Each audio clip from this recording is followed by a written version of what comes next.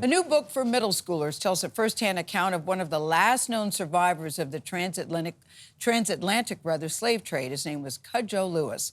Barracoon was adopted by Ibram X. Kendi from an original work by Zora Neale Hurston. It's based on her interviews with Lewis in the late 1920s. Lewis describes being captured in Africa and put in barracks, or Barracoon is what they were called, before he was forced to go to America on a slave ship. Lewis also details a life he built once granted freedom. Ibram X. Kendi is the director of the Center for Anti-Racist Research at Boston University. And as CBS News contributor, we're very happy to have you here, as always, Ibram X. Kendi. Why did you think that middle schoolers needed to hear this story? I love that at one point in the book you say, past is present because of stories, and past is always teaching stories. Because this is brutal and this is raw, what this man went through. Well, I think, you know, in Germany, they teach young children about the Holocaust. In South Africa, they teach about apartheid. I think in the United States, it's critically important, and really in the Americas more broadly, for us to teach about slavery. Of course, we should teach in a developmentally appropriate form, and what better developmentally appropriate form than through the life story of someone who experienced it. Now, Zora first started interviewing him. That's what I think is so cool. At 1927, yes. It took to 2018 for us to finally hear the story. How old was he at the time when she started talking to him? He was pushing 90. Yes, He was yes. pushing 90 years old. Yeah. And give us a sense of what he went through, because he talks about it very descriptively. Well, he was born in what's present-day Benin, West Africa, and he was captured as a teenager, taken from his homeland, brought to the Barracoons, eventually brought over to what's now Mobile, Alabama, and enslaved, and spent a few years in slavery, and then found freedom. And him and others who came across on this ship called Clotilda decided they wanted to create Africa Town because they missed Africa. Of home. Why do you think it was so hard for her to get the work published? She interviewed him in 1927, and the book wasn't published many, many years after that. Why? Well, Zora was very serious about ensuring that readers not only knew Cudjoe's story, but heard his voice. And so she was very keen on in ensuring that his voice, his vernacular, his language was in the story, and publishers pushed back, you know, against that.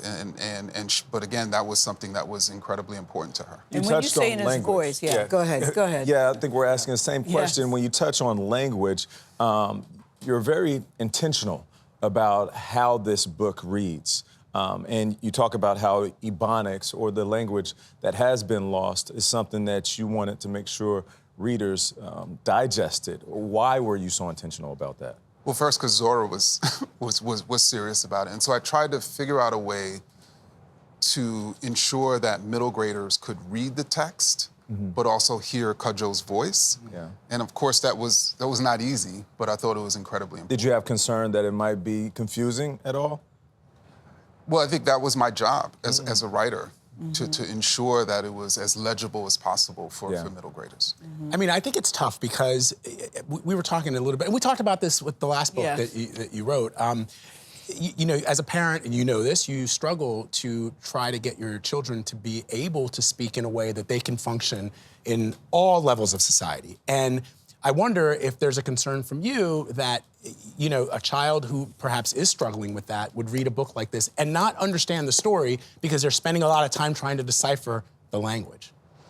Well, it's interesting because there are stories that my daughter, who's 7 years old, reads with multiple languages. And it's obviously a harder story to read, but as a parent, I actually want her to learn multiple languages. I want her to hear voices spoken in different ways. And challenge your intellect. Exactly, and so that's how I understand that teachers and parents hopefully would receive this story.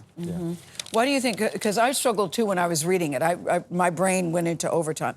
I was raised in such a house, Ibram, where proper grammar was important. Same. I was corrected if I said, can I have so-and-so? No, it's not can, what is it? It's may. I mean, No slang. Slang was not allowed. No, slang was not, yes. Yeah. I was raised, did we have the same thing? Maybe.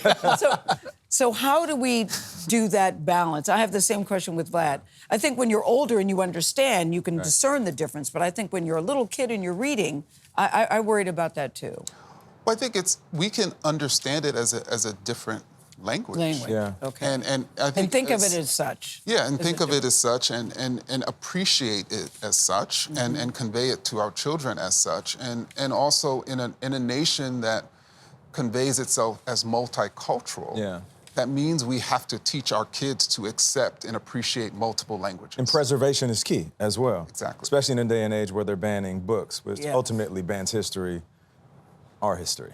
And this book was pretty much banned for almost a century, which is why I'm so glad Why it's so out. glad it's out. Yeah. And that's why we're glad you're here. Thank you always very right. much. Ibram X. Kendi. The name of the book is called Barracoon. It goes on sale tomorrow wherever you like to buy your books.